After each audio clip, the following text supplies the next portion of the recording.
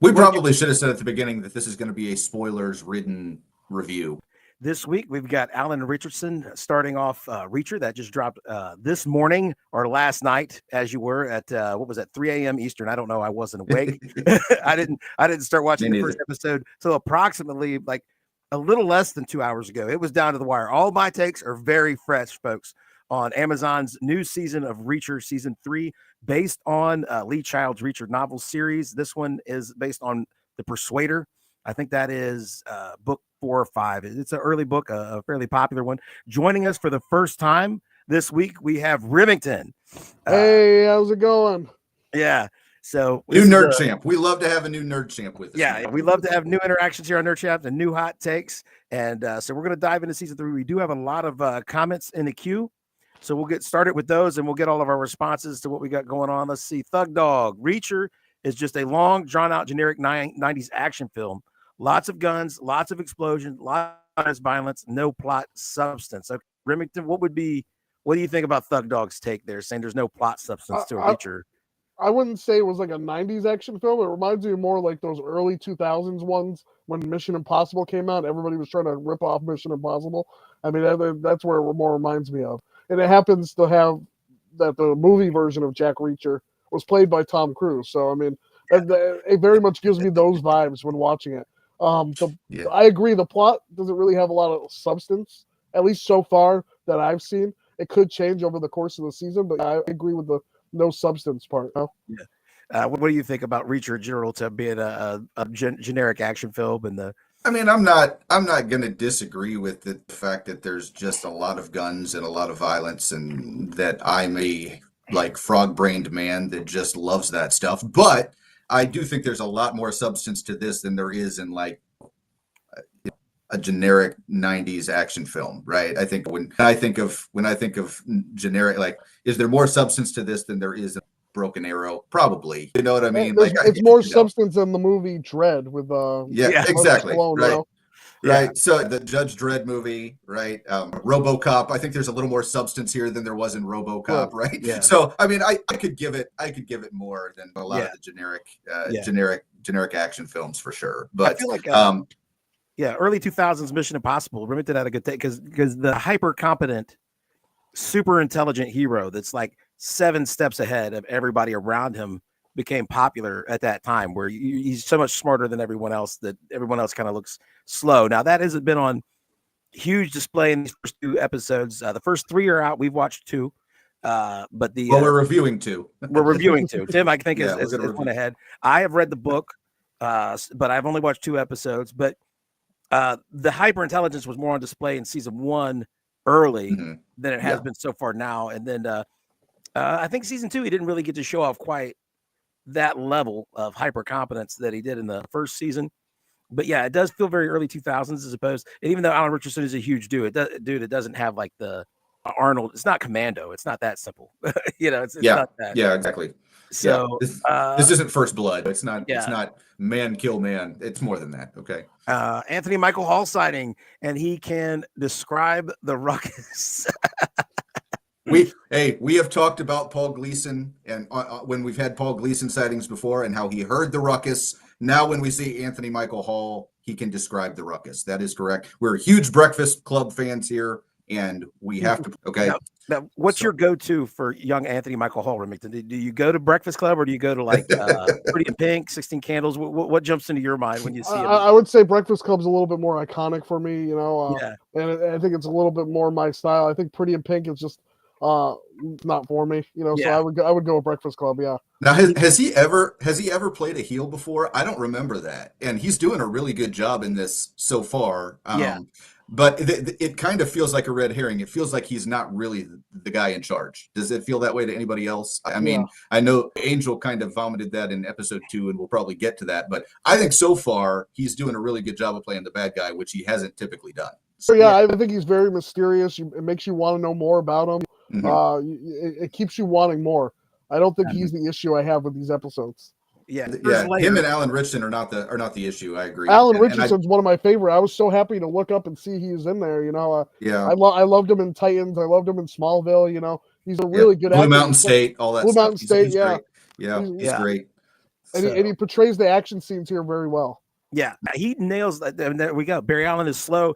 I am enjoying it so far. Is Alan Ritchson as Jack Reacher the best adapted role of the 2020s? So, like, is that some of the best casting we've seen in the 2020s? I think you'd be hard pressed to find a better.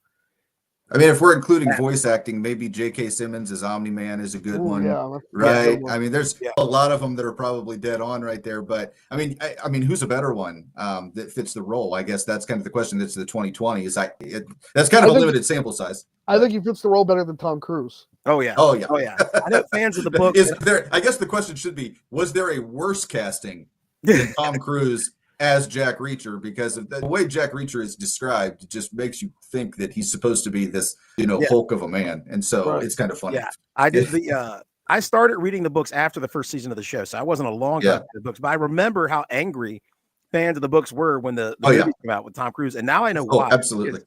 Page upon page of every book is dedicated to just how huge Jack Reacher is. He's like this intimidating feature. Like, the way he stands out in a crowd and how intimidating is a major plot point in any number of the books. So when you've got little Tom Cruise, he's supposed to be described as this ex-military guy. Alan Richardson looks like he's ex-military. He looks like he's not a guy you want to fuck with. You see him on the street, you're not going to want to go mess with him.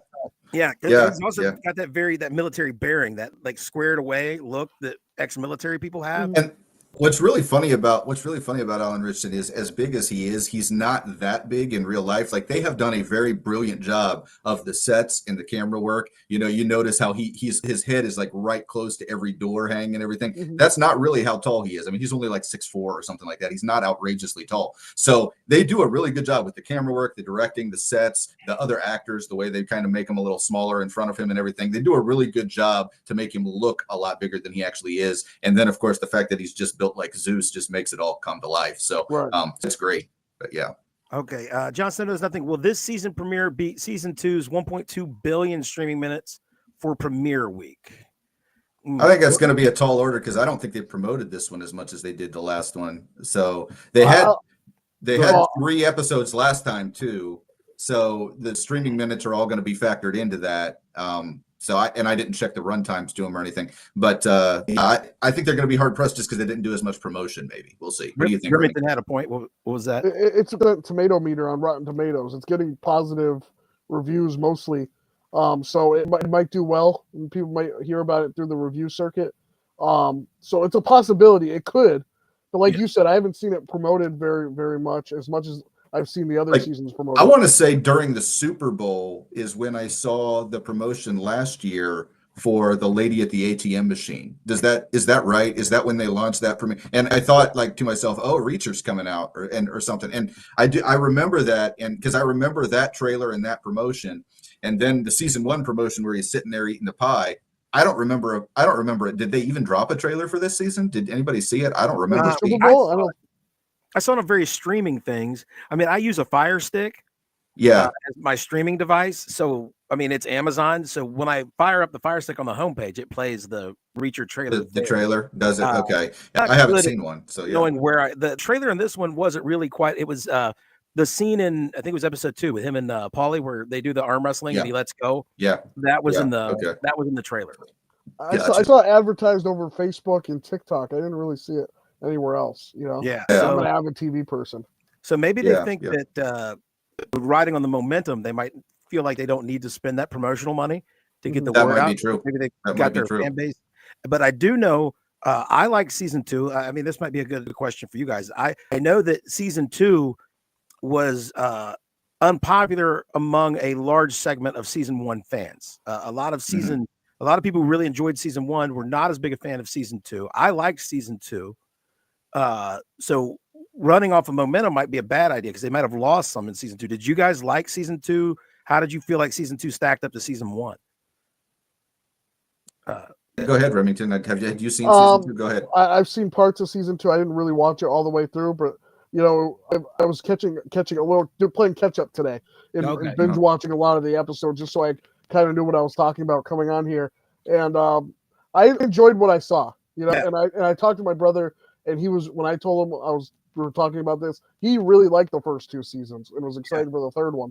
So I haven't heard it really anything negative about season 2. How do you feel about it? What I Yeah. would say is season 2 for me, I think season 1 kind of made season 1 kind of set the stage a little bit, and it kind of made a kind of a story that in isolation was a little better. When you got into season 2, the problem for me was a lot of the stuff that we had kind of identified about Reacher was kind of falling apart on a base level, about him kind of being an isolationist and working alone and kind of a drifter and all that stuff that we saw in season 1. And we learned that he helped this big team in the army, and so he helped build this big team in the army, and so it was a little different, but I actually really liked it. I think that the story was really cool. The great thing about this, because it's adapted from a novel, the episode hooks are fantastic. They have been throughout, from season 1 all the way through the episodes that we watched for this today. The hooks are very, very good, because Lee Child understands the end of a chapter. You got to get that hook to get them keep reading, and that's exactly what they're doing with this. It's a great way to get the audience to keep watching. So let's go to I Am the Night. I honestly don't get the hype around this show. Everything seems so far-fetched. I don't know. An action film has to be action, or an action show has to be action, but it's more grounded than, say, something like John Wick or something like that. Yeah, so on your scale, I mean, something tells me I Am the Night probably loved John Wick 4 when he got thrown down the 250 stairs and got back up and fought 20 guys again. So, let's just leave reality at the door and just enjoy the action. I understand. I understand where they're coming from, but come on. I was going to say the hype is built around the action. People who like action movies, who like a good action star, they're going to like something like this, Yeah. Those kind of spy movies or kind of military movies, that kind of thing, like Winter Soldier or, stuff like that. Mission Impossible, Tom Clancy. Yeah. It's all that kind of Jack Ryan that kind of fan base, Yeah. 24 back in the day. Yeah. 24. Yeah. So let's see. Johnson knows nothing. I love the simplicity of this show. Way too many plots in Star Wars, MCU, etc. are just all over the place. Well, that's the simplicity of following one drifter man around the country as he just drifts around. It's linear story, man. That complicated, I mean, it's that's what I love linear stories, man. That's one of, like I said, frog brain, middle-aged man. Just show me something that's easy to follow and show me something that's entertaining, and I'm there. You know what I mean? Where people start losing me is when we start adding really complicated wrinkles to a story that doesn't need to be complicated. And it's one of the things I've always hated about like 100-issue comic book runs is they always seem to do that. 100-issue comic book runs always put these things in that are layers on top of layers underneath layers, and they never make any sense. So that's just kind of where I've always been with it. See, and I thought these first 2 episodes, they jumped all over the place too much. They didn't focus on getting from point A to point B to point C. It was kind of jumping around too much for me. Having read the book, I was able to follow because I've read the book, and so far this season is following the book plot fairly closely. But I will say that I feel like the show is in a hurry to give away some of the suspense and secrets and explain things that were like left unexplained for a little longer. You were held in a little bit more suspense in the book than this show is. So like the show opens in the first episode. What did you guys feel like when Jack kills a cop? Just straight kills a cop and jumps in the car. It kind of took me for a left turn at first, and then it was even shocking when you find out who was really behind it. Yeah. Yeah. So we probably should have said at the beginning that this is going to be a spoilers-ridden review. We probably should have said that. I don't know if we did, Dan, but yes, you probably figured it out, folks. This is a spoilers review. Okay. Yeah. So anyway, but I feel like when he shot the cop, it was one of those things that made me say that was a little too impulsive for Reacher. You know what I mean? That's one of those things where Reacher didn't need to kill that guy to accomplish what he needed to in that moment, and to not verify that it's not a cop or somebody that's an innocent civilian or something like that. So it didn't really make a lot of sense to me. Well, see, it made sense to me because he was in a rush. He was trying to get in, get out under pressure. It seemed a little un-Reacher-like to me, but then you kind of see the reason behind it, that the whole thing was a setup, and it makes sense. Well, then we fast forward to episode 2, in the very end of episode 2, where he kills Angel. And that is something, once again, very un-Reacher-like, okay? The question that Angel asked him that he did not have an answer to is, are you working with the cops? Right. Okay? Yeah. Reacher has 1,000 responses to that in his brain, and he couldn't come up with one.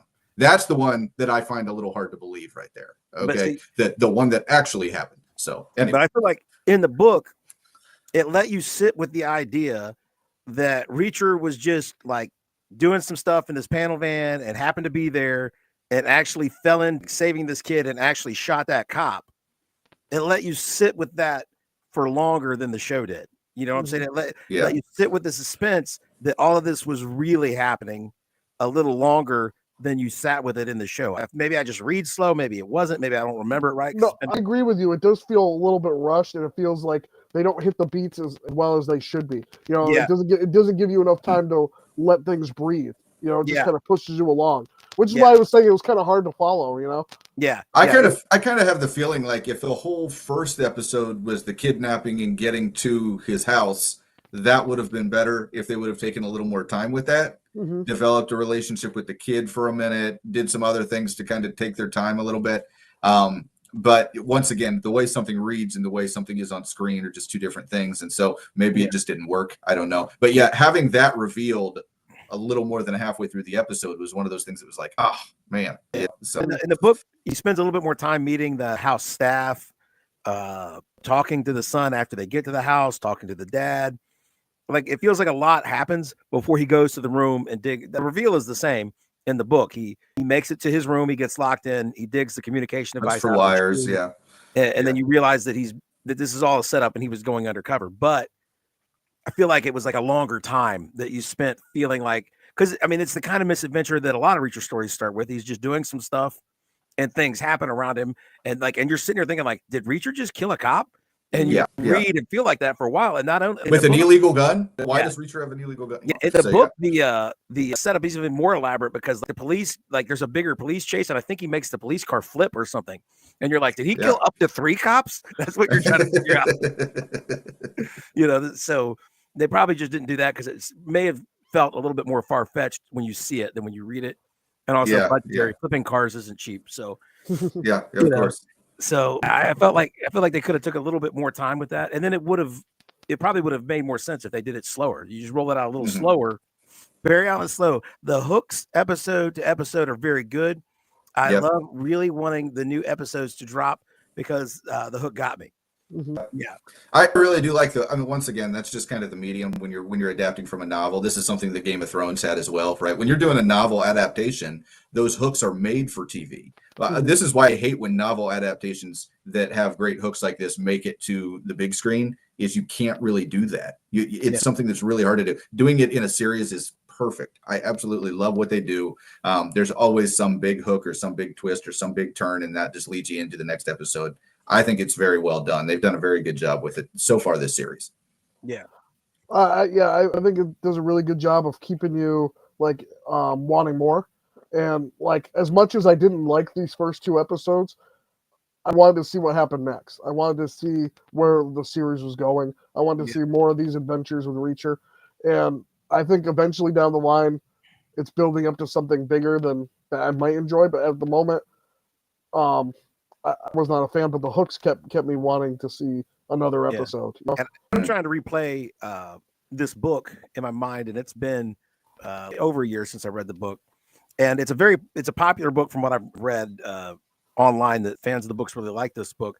But I do believe they're going to have to insert some additional action into the plot because if you have 1 or 2 big fights in a novel, that's enough. You know what I'm saying? Because you're into the inner workings of people's minds of a novel. So the outward action doesn't have to be as much. You know what I'm saying? As long as you got a big action sequence towards the end, you got what you need in a novel. So I feel like they're gonna have to incorporate some additional action because that was another thing people really liked about the first season was there were tons of fights, lots of fighting, lots of action with Reacher.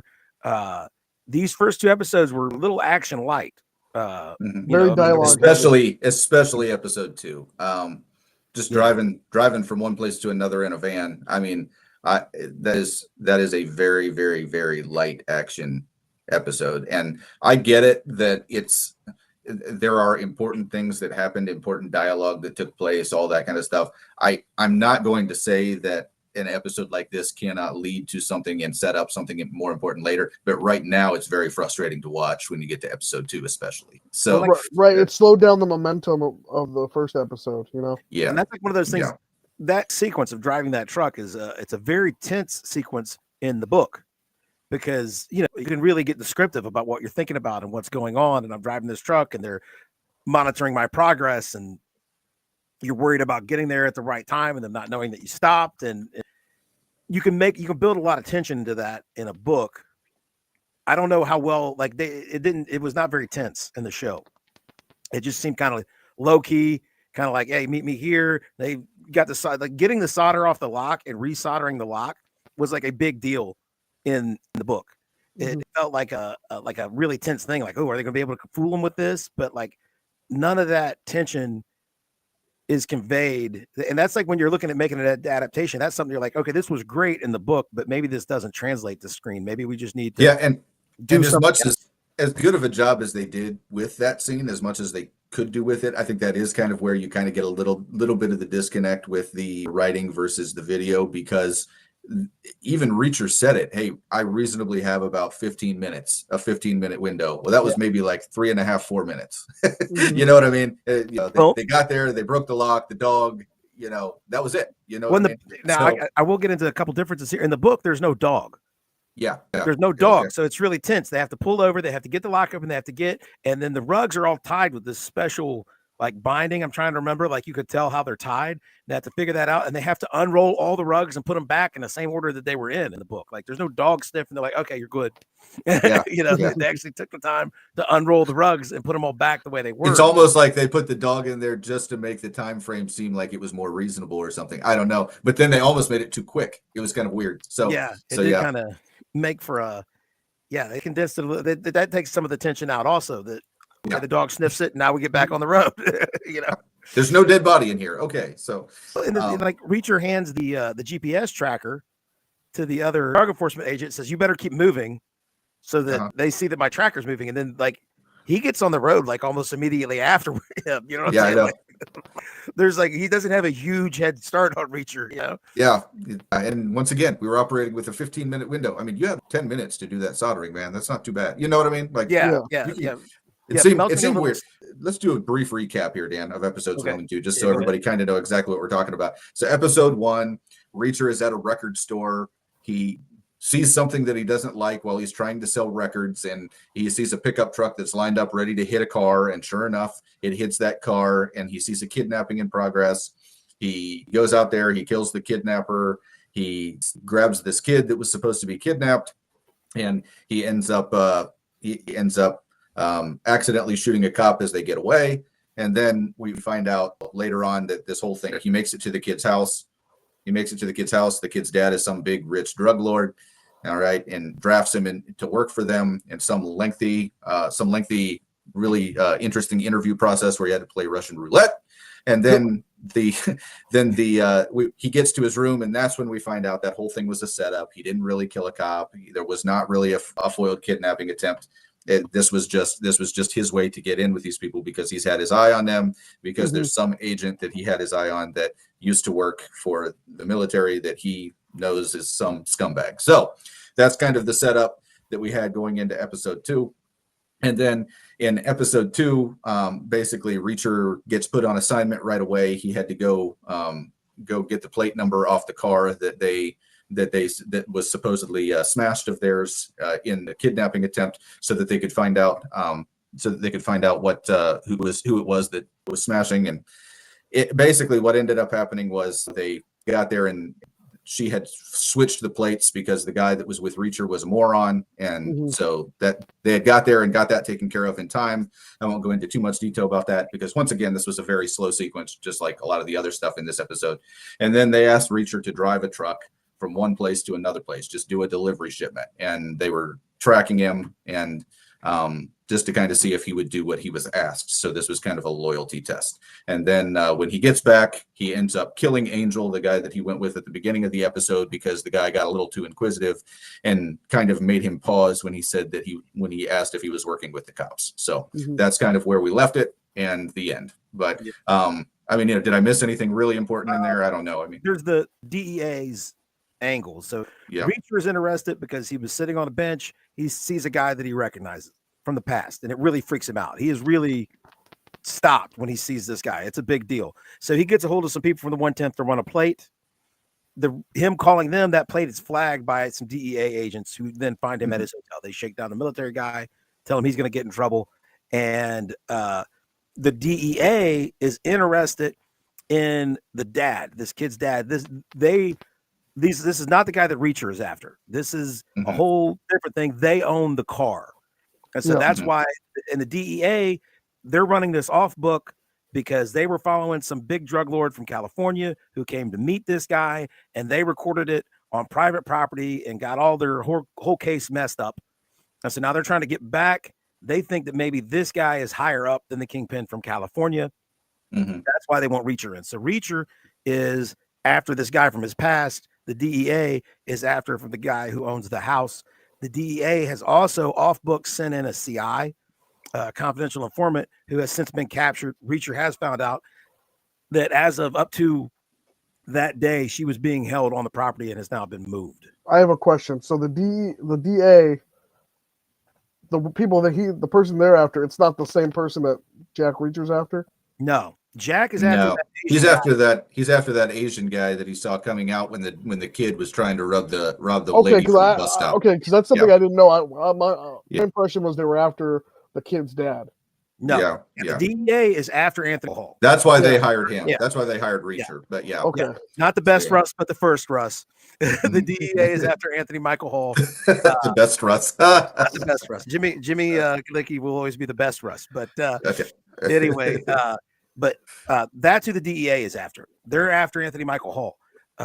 Reacher is after that Asian dude that he saw get into Anthony Michael Hall's car, and he had them search those medical records from. I don't know how many years back did he say? It was like 6, 7, 8 years back. What did he say? 2012, 13, that he had him searching records for some guy that had been shot in the head and almost drowned. Yeah. And then they found the records and the guy had amnesia. That's the guy that Reacher is after. That's who, and they're connected somehow because the car he got in belongs to Anthony Michael Hall. So and he said he's one of the worst people I've ever known. Okay. So basically, if he killed the CI is kind of the big thing. If he killed the CI, it's going to be a really, really ugly scene, and that's something that he's kind of hinted to. So, look at this. Mrs. Nerdchamp is on here. Mrs. Nerdchamp. Jessica, we just got done watching. This is Dan's wife, okay? Yeah. This is Dan's wife on here. And she says she enjoyed the first 2 episodes so far. Thriller with anticipation and mystery. There is a lot of mystery. And that for sure. Now, if you've watched the first 2 seasons and if you've read the books, you do know that when he says to be afraid of this guy, he says that to Neagley. And if there's a person on the planet that Reacher is afraid of and thinks that other people should fear, it is Frances Neagley. She is the baddest of the bad of the 110 special investigators. She is like many levels above Reacher in Reacher's own estimation of being a badass. So when he tells Neagley to be afraid, you have to be afraid. That's a big deal. So just to establish for people who don't know. Yeah. So, I mean, I really think that I think so far this season there's a lot of intrigue. Okay. I'm not going to write this off on the fact that there was a little bit of dip in the action and it was a little bit slower. I'm not going to write it off on that just yet because those things can lead to something eventually. I mean, that happened in all of my favorite shows, right? There were episodes of The Walking Dead that were supremely slow and oral and a lot of talking, a lot of walking around, a lot of story development and character development takes place in those from time to time. Same thing with Game of Thrones, same thing with a lot of the other shows that I love. So I'm not going to write it off on that just yet. What I will say is that I think that they know this maybe in the next one because they did set up a really good hook at the end of this one with him killing Angel. I do think that they are going to swing back the other direction because there's really only a limited number of outcomes once a guy like that dies and gets bent in half, right? I mean, there's only maybe 2 people that work there that could probably break that guy in half, okay? And Reacher's one of those guys, right? So I don't know. We'll just have to see. But what do you think, Dan? I think maybe we're going to get to the end of the season. And Reacher's going to tell Paulie to calm down. And Paulie's just going to calm down and just let Reacher do whatever, right? I mean, isn't that the best way to resolve an action? It's so funny because they are hulking like individual. they are two very, very like opposite individuals when it comes to like the big, strong, hulking guy. It's like you've got the calm, collected, gonna analyze everything from 1,000 angles first and then make a move, and then you've got the guy that's just gonna jump on top of you and start smashing stuff. So it's really funny that they've kind of got that dynamic going already. I think that that's a really hilarious aspect, and I'm really anxious to see, because we know they would not, this is Chekhov's gun. They would not have introduced Polly if there's not going to be some kind of an epic clash between these two at some point, right? I mean, that this is Chekhov's gun. He's here. They're going to use him. It's going to be awesome, and I look forward to that. He's going to tell them to calm down, Tim. They're going to follow pop culture trends. If you don't know what he's referring to, Remington, he's talking about the end of Captain America 4, where Captain America talks the Hulk down. So anyway, that's a whole other discussion, because I thought that was too. Yeah. So, but I'll go over non-spoilery a few differences so far in the book and see what you guys think about some of these decisions they made. So the Beck family, Anthony Michael Hall and son. In episode 1, he talks to the Beck kid, like, "Where's your mom? Mom is dead." In the book, mom is alive. She is a character in the book. I could guess at some of the reasons some of the storylines with her, with Polly and the head of security, Duke, I think it is. Duke. Problematic. They can be problematic into today's climate. That might be why she's been eliminated from the story. Maybe there's just too many characters to keep straight. But Mrs. Beck is alive, and another character. Now he uses her as an excuse to come and go in a few sequences in the book. So her not being there opens up like some questions about how he's going to get some things done for me. So that's a difference. What do you guys think that's a good choice? Does that add a dynamic to the father and son, like the mom being dead, that we don't need? I don't think it takes away from anything. Yeah. No, I agree. It doesn't take away from anything. What I'm curious about is if they're going to change anything else about Beck that makes it maybe a little more sinister, but that's the only thing. So we'll just have to see. But yeah.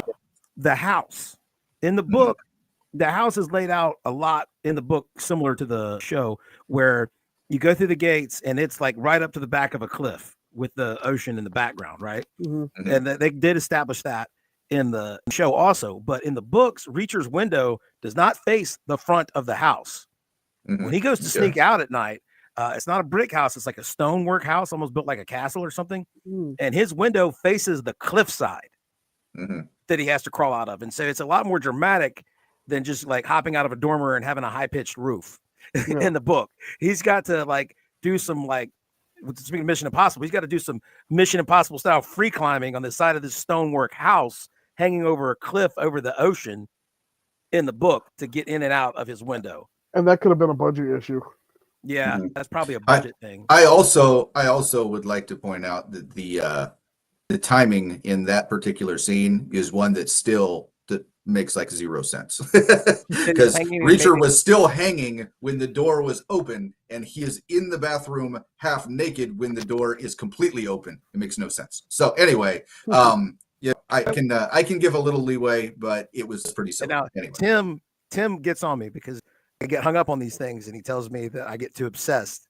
But I really do need to give a big props to the aluminum gutter engineer contractor that installed an aluminum gutter that can hold almost 300-pound Alan Ritchson, who slips and falls and is moving at a pretty decent speed, right? Like it grabs that with his hands, and that aluminum gutter doesn't buckle, bend, creak, make a noise. He can do a chin up and a backflip and get into the bathroom half naked in half a second, man. That gutter stays right there, bolted to the side of the house. That guy deserves a raise to install. That's right, man. Whoever that was, I need him to do the gutters. Now, if you watch, in order to increase the suspension of disbelief to make it more believable, when they do that downward shot, there were an impressive number of gutter spikes in that gutter, like an excessive number. If you go look at your own gutters, there are not that many nails holding your gutters to your house. Right. They're not spaced every 12 inches. They're spaced like every 3 or 4 feet. Yeah, for sure. But yeah, for sure. No. Alan Richardson was going to hang from your gutters. You need to, you need some steel ones. Yeah. So yeah. So these are the kind of things that Tim doesn't think that I should pick apart, but it does suspend just the same way Spider-Man can't crawl across the ceiling because sheetrock can't support that weight. He's still on this. He's still on this, man. The Spider-Man can't crawl on drywall, and it's anyway. Do not. I know that like almost none of you are Alan Richardson weight and size. I may exceed his weight, but for completely different reasons. But even if you are well below his weight, do not at home attempt to do pull-ups on your aluminum gutters. And that's the thing. Even Alan. Okay, let's just wipe out Alan Ritchson, who Reacher is supposed to be. Okay. Who Reacher is supposed to be, who is bigger than Alan Ritchson, 6'8", probably close to 300 pounds. There's no aluminum gutter in the world that's holding that man when he falls like that. There's not. If the aluminum gutter can't hold Clark W. Griswold. I was just going to say that. Clark Griswold fell off of a gutter. Okay. Yeah. Man, come on. Yeah. Margot and Todd's carpet got all wet because the aluminum gutter can't hold. Couldn't even hold Clark Griswold. Okay. Yeah. But just a bonus for the Beck's gutter contractor is what we're saying, folks. Nothing but the best. Spared no expense. It's amazing. Yes. That's right. So, okay. The suspenseful, cliff-hanging, getting out of the window was a big difference from the book so far. Duke was a more imposing character in the book.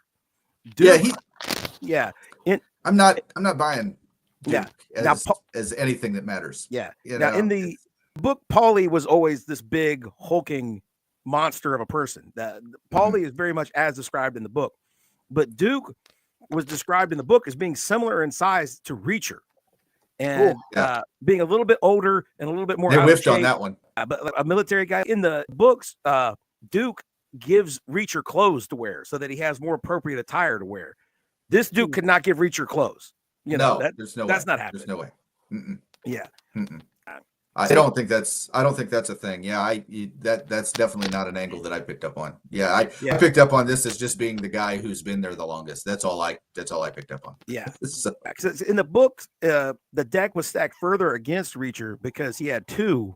He had very big guys. Yeah, very big guys. He had giant hulking Paulie, and then he had a sizable challenge in Duke, who was also smarter than Paulie, because Paulie was just as dumb in the book as he appears to be in the show. He's not a mental giant.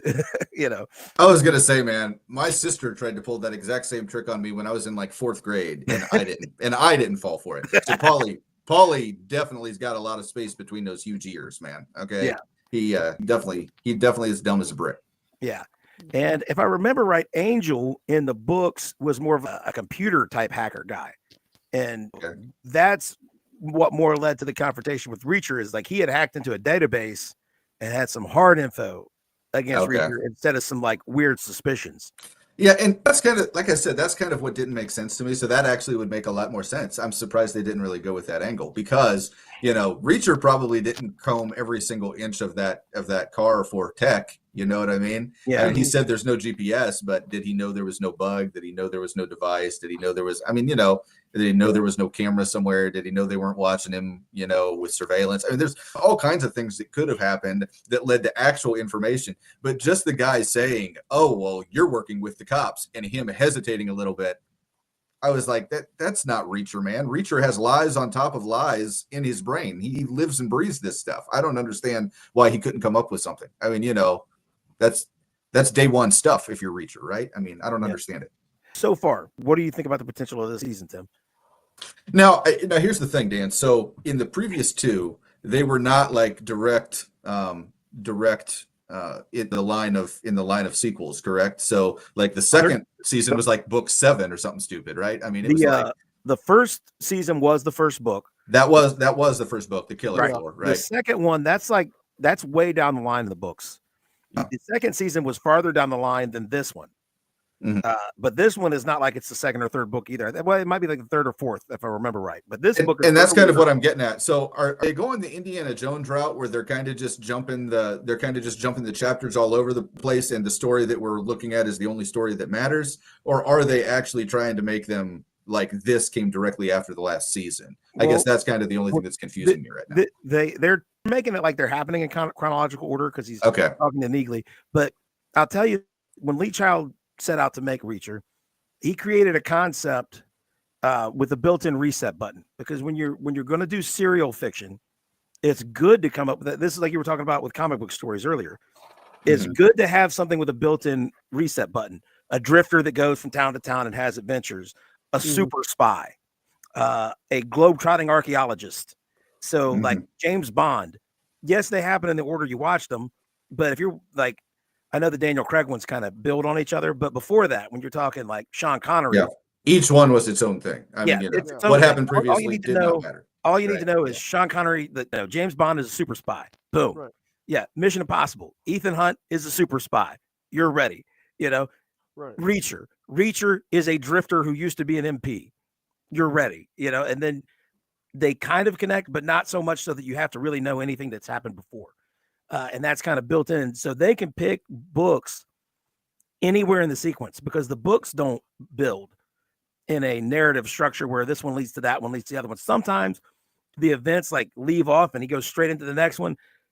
But the main plot, you could easily, that's just kind of like the setting up and ending and the epilogues kind of tie together from one book to the other. You can get the main plots, you can mix and match them in any order that you want. So they're all kind of their own story, their own kind of Yeah. continuity kind of thing. Yeah, they're all Mhm. very episodic. So, Okay. yeah. So, and I miss that kind of storytelling. I don't know. I But do what if too. do you enjoy like an episodic thing where like the character's going to be back to normal and you can tell another one? And I like episodic, but with a linear flow to it. You know. yeah, it just kind of builds. But yeah. So, what do you feel about this season so far? You feel? I mean, I know it didn't grab you a lot, but do you feel like it's got places to go? Do you feel like it's going to build something interesting? I'd like to see more. I want to see at least till the end. You know, and kind of Yeah. give. I'll stick with it to the end. I didn't enjoy these first two episodes, but it kept me wanting more. Kept me wanting to see how this ends up. I kind of want to see more about the guy who's running the rug shop. Kind of want to see where that goes. Kind of want to see how it ties into Jack Reacher and stuff. So yeah. What do you think, Tim, as far as these other seasons? Do you feel like this one is going to end up being better than the second one? Now, to be fair, I have not watched episode 3 yet, so we'll see. We'll see how episode 3 ends up. There is one more episode in this premiere that we just didn't have time to get to today because it launched too freaking day. Okay, Right. so but at the same time, we'll get into that next week when we review episodes 3 and 4 together. But I have a feeling that the reason they released 3 episodes together is probably because the third episode is important. And that's probably going to be more my direction than episodes 1 and 2. So we'll see. But I've been wrong about this stuff before. I'm very interested to see where this story goes because, like most of the Reacher stories, it's a lot of the wrong place, wrong time kind of stuff. But this time, it kind of seems like he's got a little bit more of an underlying motivation, and I'm interested to see how all that ends up. Yeah. So yeah, I'm very much involved. I'm gonna watch it to the very end. And Dan and I will be incredibly honest about this. If we think they nailed it, we'll tell you. If we think they whiffed on it, we'll tell you. But if we think it's somewhere in the middle, we'll tell you. But I do think that there's a lot of interesting places for it to go, and it is going to be. I think they're going to do a good job on viewership. It's a good show so far. Right. So, yeah. It seems like the people who are the fans, like diehard fans, are watching it and They love it, man. And that's really what that matters. I'm just a casual, Yeah, me too. I'm just some guy that likes seeing gunfights. Right. I think it'll be interesting to see how they tell the backstory of Reacher and the guy that he's after. And the book that's more interspersed throughout. I feel like they might go with the streaming series trope where you have a flashback episode and you have a whole episode set in the past that tells you that backstory because you're going to have to see that. And Reacher made it very clear he lost somebody. So that's got to be something that they dig up in that flashback episode.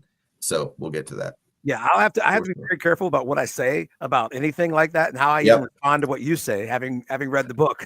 So I'm trying to like dance on some eggshells, but that's where we're at for 2 episodes in. We're all very intrigued. We are prepared for some bigger action to come. So we will be back here next week to go over it. I think me and that's where you can find us. That's our next thing. Where can people find you on the internet, Remington? You can find me on YouTube under the Nerd Talk podcast, where I host a weekly podcast talking about nerdy news, movie reviews, television recaps, all that. You can also find me on Amazon, Walmart, and Barnes & Noble. I have 4 books out, The Eternal Flame, The Eternal Frost, and Homie and the Redneck. just came out this year. So go check those out while you can. Again, Walmart, Amazon, Barnes and Noble. And I'm on Facebook under Nerd Talk Podcast. Nerd Talk Podcast. So find Remington. Me and Tim will be back here next week. Maybe Remington could join us a few more times with the Reacher thing. As many times you want me on, I'll come. All right, cool. And that's us for Nerdside Champs this week. Again, also find us at Nerd Champs on YouTube and Nerd Champs ADHD